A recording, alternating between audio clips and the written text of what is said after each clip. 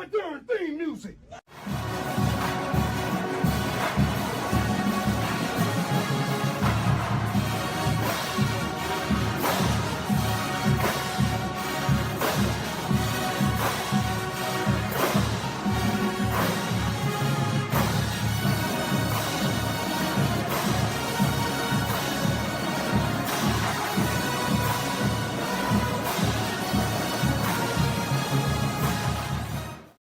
Happy Mardi Gras.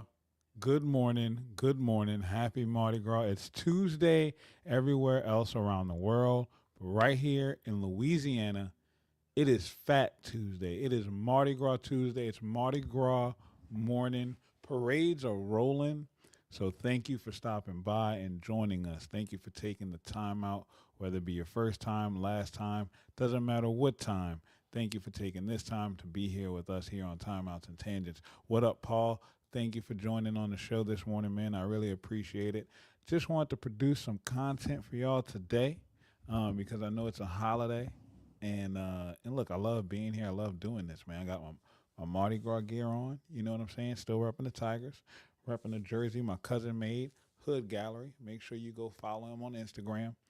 He makes his own brand of clothes, and he's got us dripped out for Mardi Gras Day, so I appreciate him for that. But I wanted to get on here this morning because this is such an occasion. It comes around once a year, and we go through the celebration of it each day throughout the week, 10 days leading up to it, even though it's really like months-long celebration going to it. I want to talk about it and why Mardi Gras means so much to not just the city of New Orleans, but the entire state of Louisiana, and how this cultural celebration, this culmination of our state, of our people, means so much to here, us locally, but also how it relates to LSU, how it ties and rolls over to our fandom behind the Saints, how it bubbles up to everything that we have associated within the state, and why this moment in our time, in this timeline, can be such a unifying moment. I know that's been my theme for the last few weeks, but it what a great way to kind of bookend it with Mardi Gras Day. But for a lot of people who don't know, Mardi Gras can date itself back to the medieval period in Europe in the 17th centuries. And of course, once the settlers came over to the new land, and we're not going to get into political backgrounds as to what happened during that time. New Orleans was established in 1718 and brought over some of those French, Spanish influences. Those Spanish colonials and French colonials started celebrating with masquerades, so that way two rival cultures can kind of hang out, because it wasn't a political norm. It wasn't the norm for people of two different backgrounds, black, white, Spanish, French, to be seen mingling. And if you know anything about New Orleans, the French and Spanish influence is heavy here. And the reason is for that is because of its dates back to those early settlers. We have this thing in the middle of the streets. It's a plot of grass surrounded by blocks of cement and called a neutral ground. Most of the time, it's used for parking cars when streets are going to flood because of a hard rainstorm. But there's a cultural significance to the neutral ground. That's the plot of land where, no matter your ties, no matter your racial background, no matter what have happened, when two people are standing on that ground, you're equal.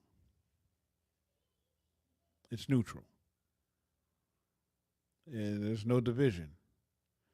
That neutral ground is also like a unifying piece of land.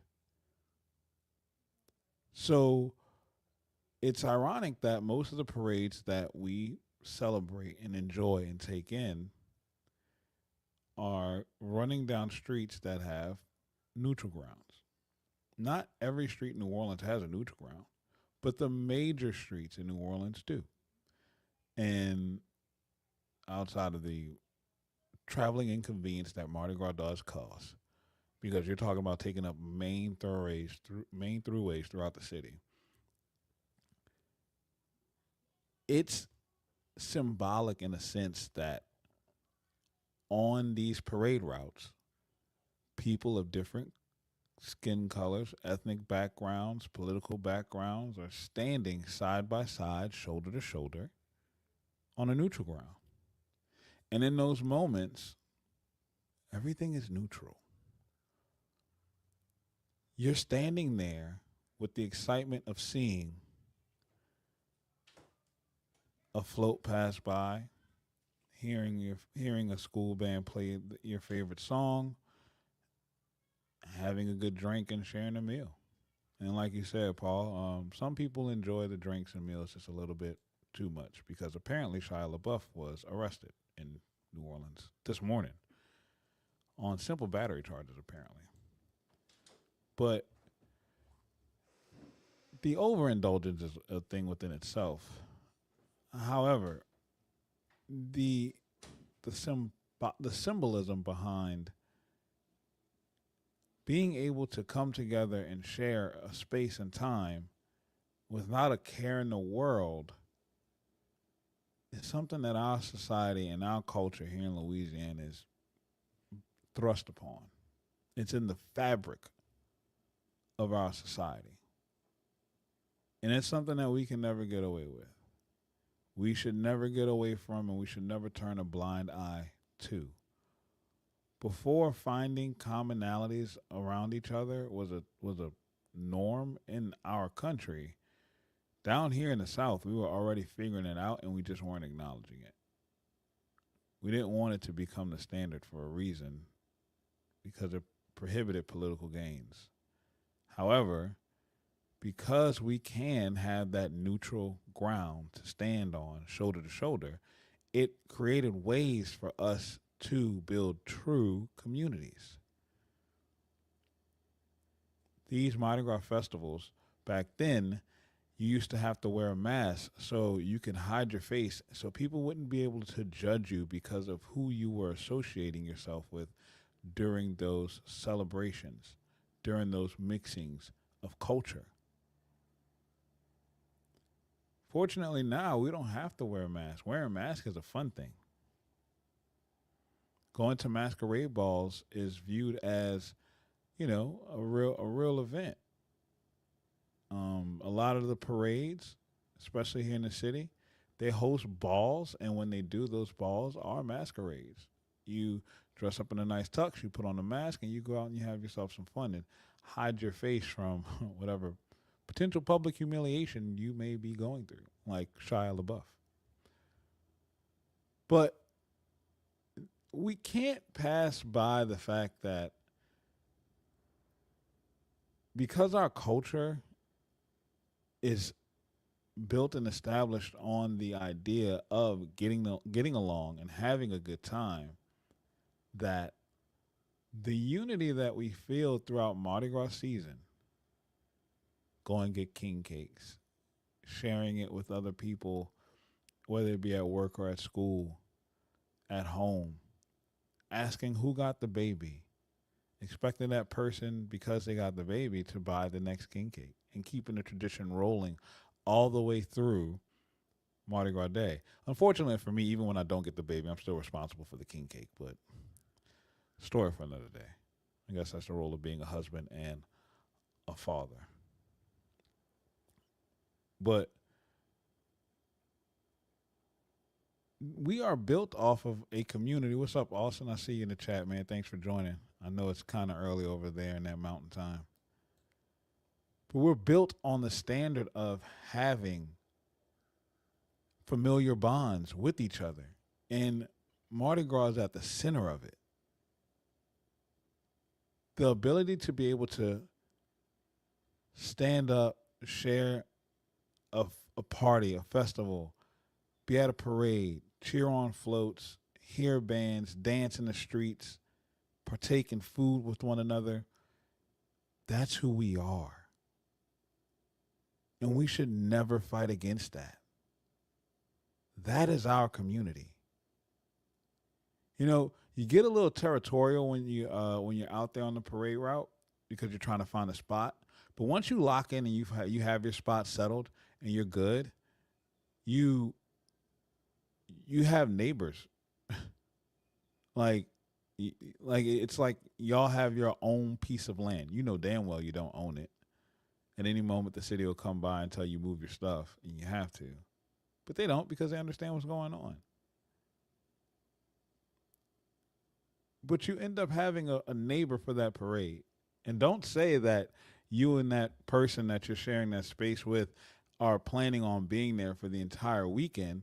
Oh, then you got real friends and family. And then y'all start communicating on what y'all bringing tomorrow and who's cooking what and who's gonna drink this, and you start sharing in those moments. And then kids start playing together and start building bonds. And then you start making plans about, well, what about next year?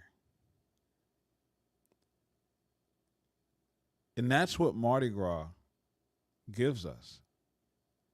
It's the biggest advantage to establishing a true community, to building true bonds that no other state has. That's what makes this place different. And look, I get it. Mobile's going to stand up and shout that they do Mardi Gras too. Yeah, whatever. Pepsi makes a cold drink as well, but it still ain't better than Coke. And y'all are not Coke when it comes to Mardi Gras. Burger King makes burgers too, but they still not McDonald's. Just because you do something doesn't mean that you're the best at it, especially if you did it first. So we do it better. Sorry for you. But we can't forget that.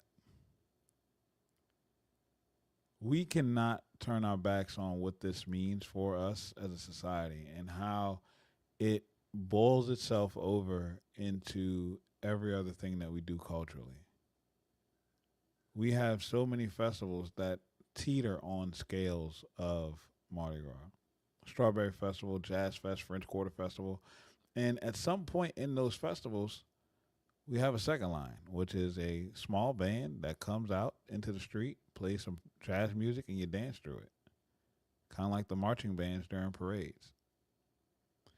You don't have to have the giant floats throwing beads, cups, hats, frisbees, and footballs off the side in order to have a parade. You can get a second line band, get a permit from the city, and have your own parade for yourself. That's how amazing this city is. That's how amazing this state is. So why don't we do this more often? That's because we allow society to dictate to us when we should and should not get together. That's because we allow our external differences to tell us our internal feelings. Mardi Gras strips all that away. And look, don't get me wrong, I've been through Mardi Gras so much in my life that now I find it as an inconvenience, but I still love it and appreciate it for what it is. Because I am a functioning adult and I do have to get around the city that I currently reside in, which is in New Orleans. And it can be a hard thing to do when you have parades passing every single day of the week. So when you have that going on, you can become a little frustrated by it. But it doesn't stop me from appreciating what Mardi Gras truly means and represents for this city and for this state. And I said to start the show that it's crazy how it rolls up and relates to what's going on for LSU and how we treat the Saints and the Pelicans if they're ever going to be a functioning professional organization. Because we find reasons to come around and celebrate each other in the culture that's within this society and in this city, we go all the way in. New Orleans for the Saints, for example, doesn't have to be the parade, but they're the celebration. It's the same mentality. The parade rolls, but the Saints roll out on the field. So we come, line up, go in, find our spot, which is our seat. we cheer, we share some music, and then we go dumb. And because they're our team, they're our franchise, we celebrate them hard. We cheer. Like Paul said, get rid of them, get rid of the Pelicans and bring in an MLB team. I wouldn't doubt if they try to bring an MLB team, regardless of whether the Pelicans are here or not. It just would be where would we put them. I think we can do that as well. So when we think about how we tie into from Mardi Gras to the Saints, even with LSU being the flagship school of the state,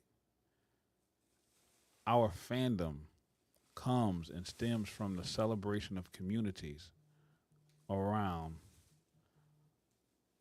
these events. And all we need is something that's going to drive that point across. If we have a winner, it's easy for us to get around.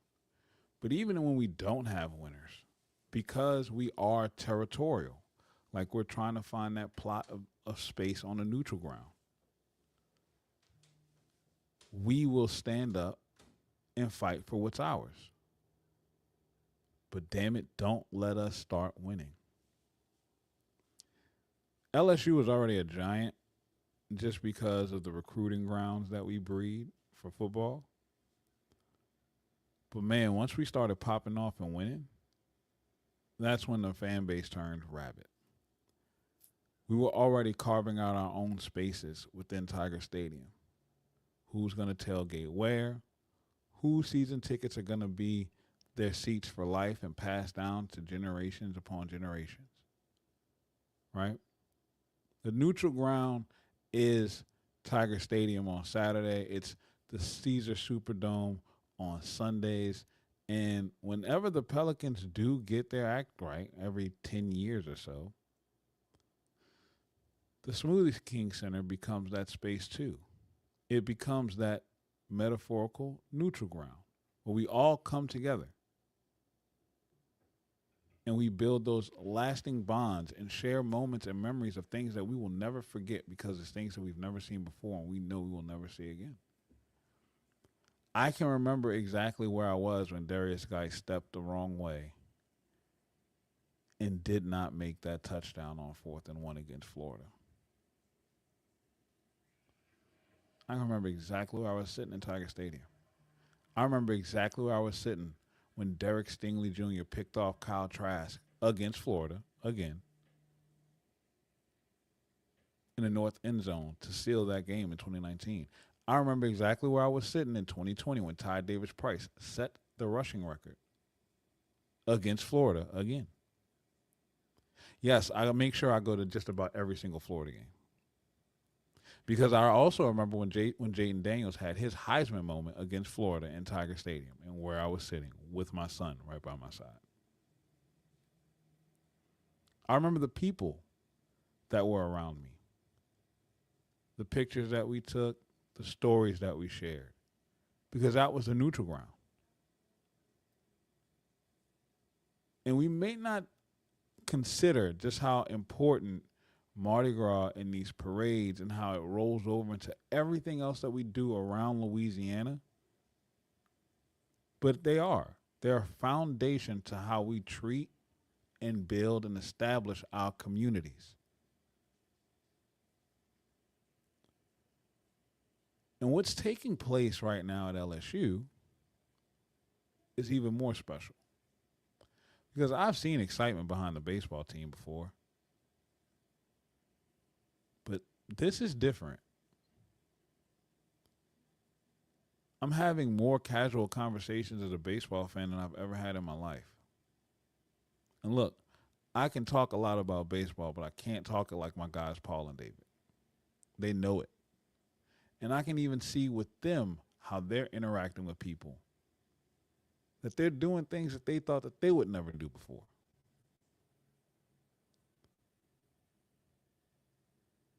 I can see when I go out into public and I'm wearing something LSU related, how the vibe is immediately different. I was in the parking lot Saturday afternoon with my son at the Purple and Gold store in Metairie. Going by this hat, as a matter of fact, and I was checking the sensors, the tire pressure on my tires because the light came on for some reason. But it just tripped the sensor. Nothing was wrong. But as I'm checking the pressure for my tires, a young man and his wife approached me and my son and asked if we needed help because they had an air pump in their car. Fortunately, we didn't. But I looked at my son and I said, I can tell you right now, I'm 40 years old. I've been driving since I was 16. I have never had anyone offer me to help me put air in a tire. And I'm not saying that it's because we were at this specific store, because I was wearing these specific, because I had on an LSU shirt then too, because I was wearing these specific clothes. I'm not saying that. But what I'm saying is that I'm not saying that it couldn't be that either.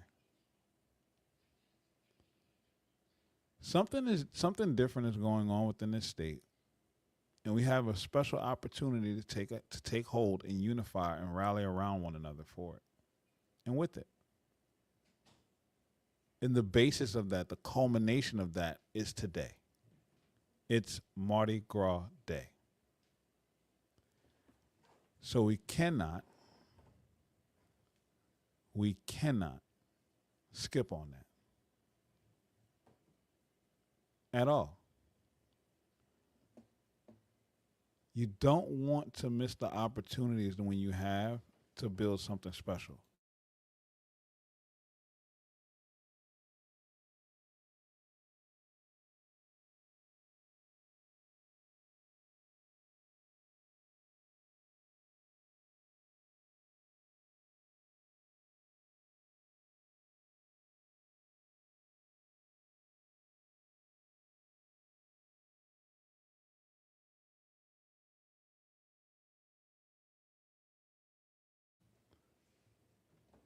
Sorry about that. You have kids. You'll understand.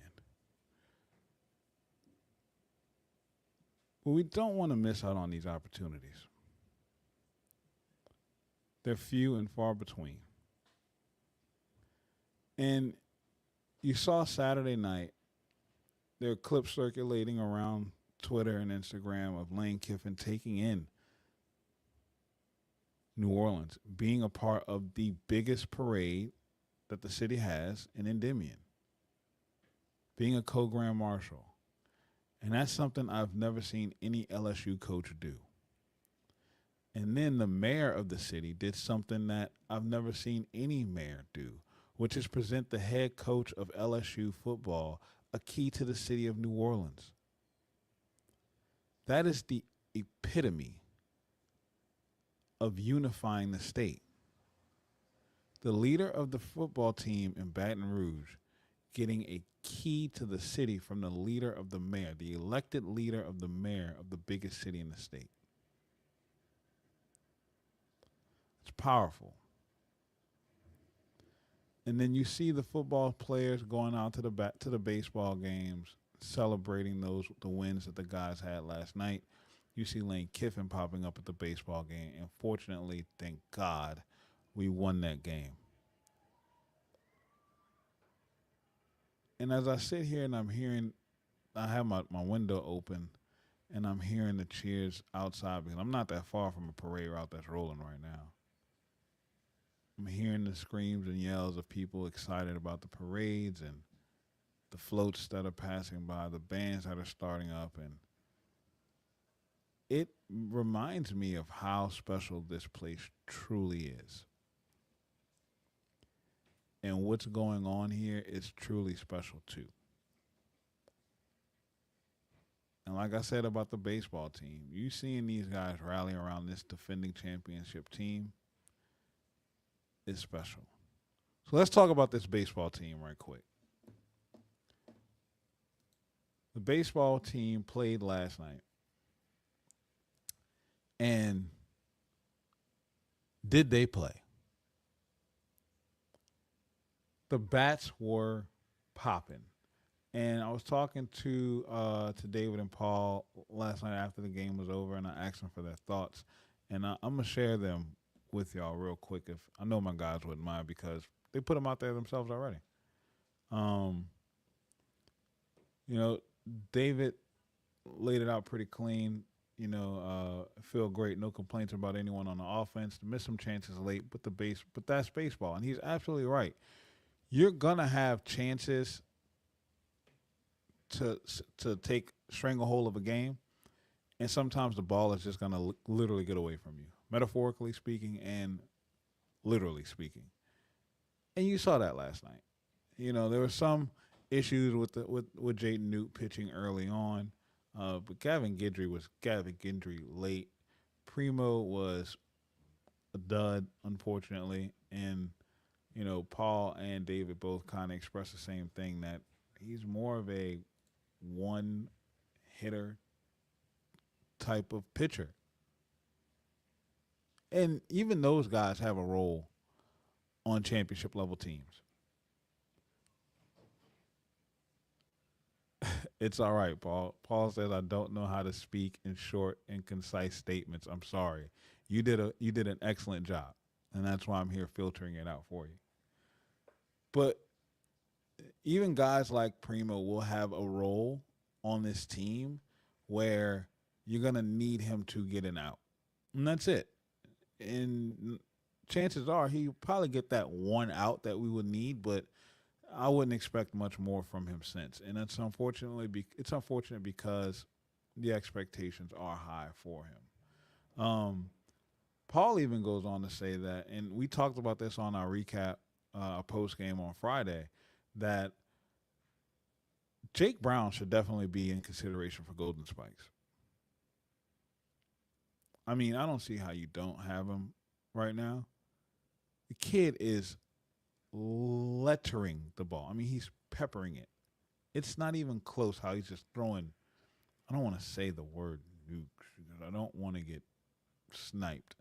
This the stream is still young. I'm relatively small, so it takes nothing for me to get capped off here.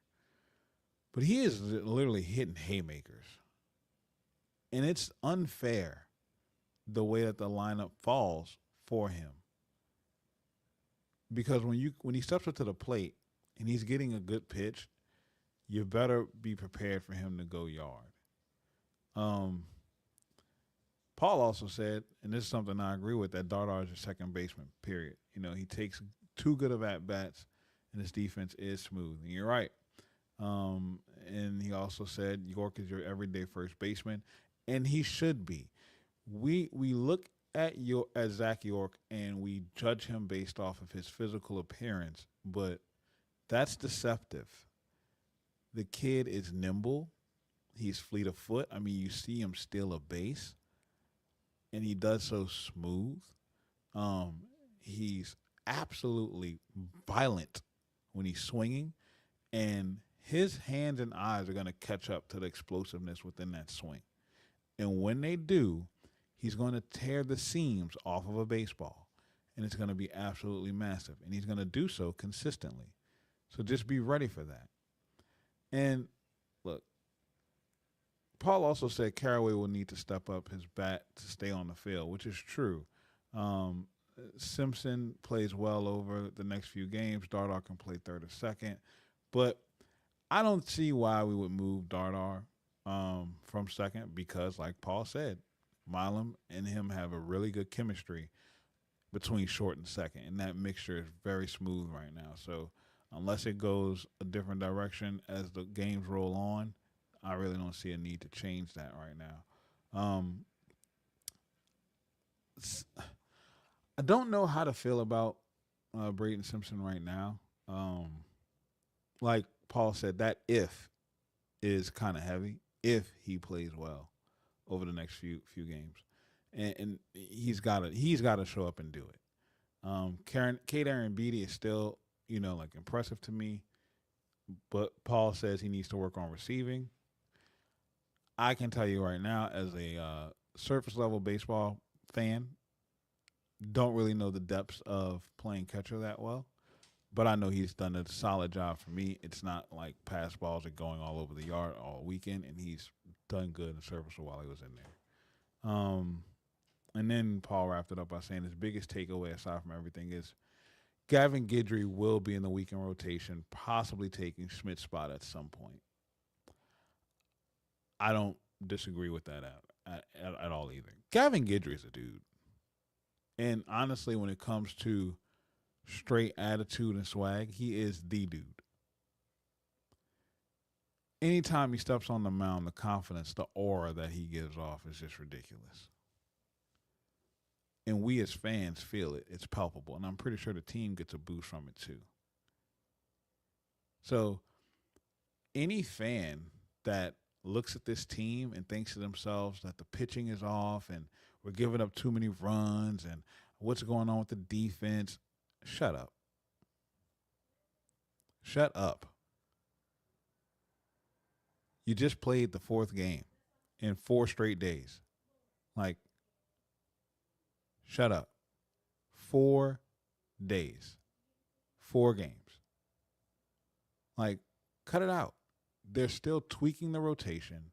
They're still mixing things in. And once the rotation is settled and you know the roles that guys are going to play in, guess what's going to happen? You will see those numbers start to come down. It's the first weekend. And these guys just played 4 games in a row. Then they got another game tomorrow night. So just relax, take a breath, enjoy the games, enjoy the fact that baseball is here and you are 4-0 and just blasting people away.